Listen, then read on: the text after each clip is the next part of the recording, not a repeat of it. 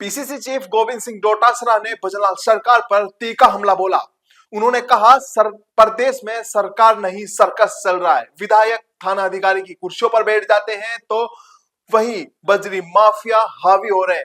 कानून व्यवस्था अस्त व्यस्त नजर आ रही है। वहीं उन्होंने मुख्यमंत्री भजनलाल शर्मा पर भी तीखा हमला बोलते हुए कहा कि प्रदेश में भारी बारिश से बाढ़ जैसे हालात हैं तो वहीं कई लोगों की जान चली गई, लेकिन मुख्यमंत्री ने अभी तक एक भी ट्वीट नहीं किया। तो वहीं उन्होंने सरकार पर निशाना साधते हुए कहा कि सरकार के पास युवाओं के लिए रोजगार देने का खाका भी अभी तक तैयार नहीं हो पाया है। केवल घोषणाएं करने से कुछ नहीं होता। वहीं उन्होंने कहा कि जयंती और आयोजनों में जाने से कुछ नहीं होता, धरातल पे काम भी करना पड़ता है। इसी के साथ उन्होंने और क्या कुछ कहा, सुनिए। आज स्थितियां ये हैं कि माफिया हावी है। यहाँ के जनप्रतिनिधि इतने, मैं कहूँ कि अलोकतांत्रिक हो चुके हैं, इतने मर्यादाहीन हो चुके हैं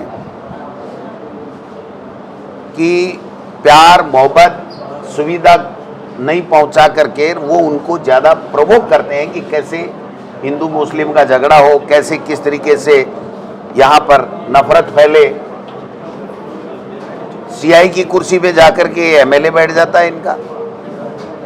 एक एमएलए है जो सीआई की डिप्टी के पैर पकड़ता है कि मेरी सुन लो, ये बजरी माफियाओं कि ये अधिकारी जो है वो उसकी मदद कर रहा है, गरीब का काम नहीं कर रहा है।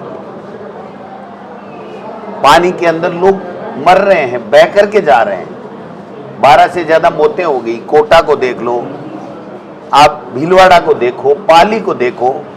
कलेक्टर और एसपी ड्रामा कर रहे हैं, ट्रैक्टर के अंदर सवारी कर रहे हैं। क्या कलेक्टर और एसपी को ट्रैक्टर में सवारी करनी चाहिए? पहले पुख्ता इंतजामात क्यों नहीं करने चाहिए? मुख्यमंत्री जी 5-5 महीने से कोई कैबिनेट नहीं बुलाते हैं तो वही जनता के कुठाराघात करने वाला काम करते हैं, इसके अलावा कोई नहीं। नई टाउनशिप पॉलिसी लाए हैं, लोगों को परेशान करने की बात है। हमने 10 लाख से ज्यादा पट्टे दिए थे। आज एक पट्टा अगर जारी हो रहा तो मुझे बता दीजिए उनसे 4 गुना 5 गुना ज्यादा रेट। तो किसके फायदे के लिए ये सरकार? इनके कोई जवाबदेही नहीं है। कोर्ट इनकी रोजाना खिंचाई कर रहा है, कभी एसआई भर्ती में इनको खुद को बुला रहा है। और मुझे तो भय लगता है कि कहीं कोर्ट मुख्यमंत्री को खुद को ना बुला ले कि आप 6 महीने तक निर्णय क्यों नहीं कर पाए। पंचायत राज नगर निकाय के चुनाव नहीं करवा रहे हैं। उनका राज्य निर्वाचन आयुक्त ये कह रहा है कि जानबूझ करके नए रोजाना बहाने बना करके सरकार पंचायत राज और नगर निकाय का चुनाव नहीं कराना चाहती है। तो संविधान बचाओ हमारी रैलियां जिलों के अंदर तमाम के अंदर हो चुकी हैं, विधानसभाओं में चल रही हैं। हम लोग लोगों में जा रहे हैं, लोगों की दर्द पीड़ा जो भी उनकी शिकवे हैं उनको समझ करके उनसे जितनी हमारी से मदद हो रही है वो कर रहे हैं। आप देखिए इतनी बड़ी बरसात है, किसी मंत्री को देखा आपने? मुख्यमंत्री का कोई ट्वीट देखा? जयंती पुण्यतिथि दीनदयाल उपाध्याय हेडगेवार, इससे ज्यादा कहीं बढ़े हो तो आप बता दो। कोई एक ट्वीट बता दो मुझे मुख्यमंत्री का कि बरसात में परेशानी हो रही है। मैं पूरे प्रशासनिक अधिकारियों को कहना चाहूंगा कि वो इस अतिवृष्टि के अंदर लोगों की जान माल की रक्षा करे, कहीं परेशानी नहीं हो जाए। एक मंत्री का बयान बता दो। वहीं इसका जवाब देते हुए बीजेपी प्रदेश अध्यक्ष मदन राठौड़ ने भी तीखा पलटवार किया। उन्होंने कहा कांग्रेस ने जो पाप किए थे वो पाप धोने में समय लग रहा है।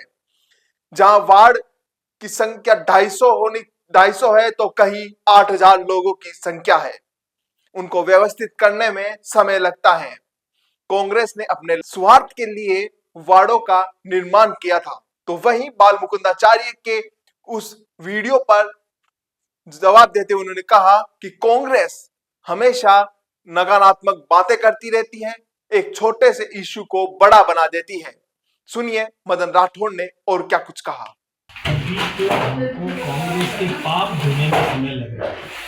कांग्रेस ने जो गहलोत सरकार ने जो पाप किए थे यानी ऐसे ऐसे अनियमित अव्यवस्थित पंचायतें बना दी थी, अव्यवस्थित वार्ड्स बना दिए थे। एक पंचायत में 500 की आबादी और एक पंचायत में 11,000 की आबादी, ऐसी पंचायतें उन्होंने बना दी थी। वार्ड भी ऐसे बना दिए थे कि कोई वार्ड 250 का और कोई वार्ड 8,000 का।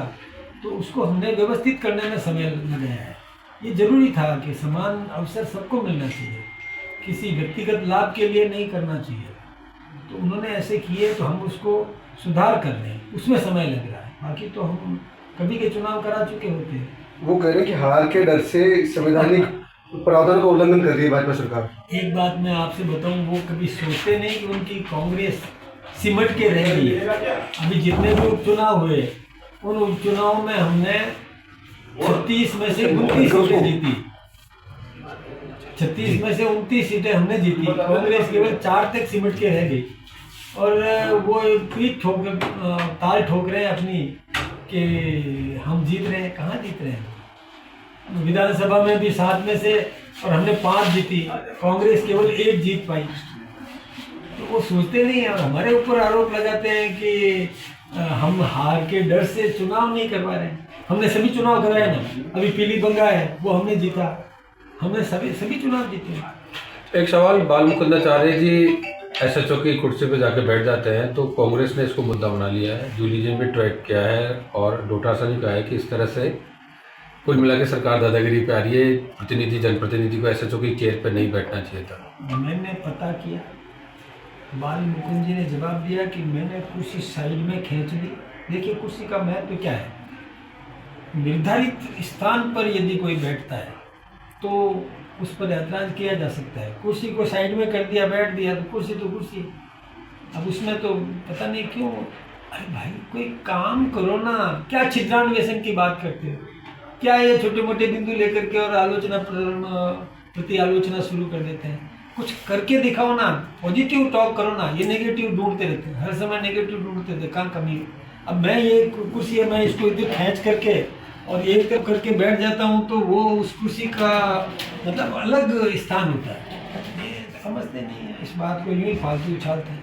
ऐसा नहीं लगता बाल मुकुंदाचार्य जी अति एक्टिव होने की वजह से ये सब चीज़? देखिए मैंने वैसे कहा है कि हमको कोई ज़रूरी नहीं है वो कुर्सी, साइड वाली कुर्सी कोई भी हो जाती है, लेकिन उन्होंने अलग खींच के फिर बात करी। ठीक, मैं उसमें कोई सफाई तो मैं क्या दूँ, लेकिन हम इस विषय पर कोई ज़्यादा इसको गंभीर नहीं मानते। हाँ, उस कुर्सी पर उस स्थान पर नहीं बैठते।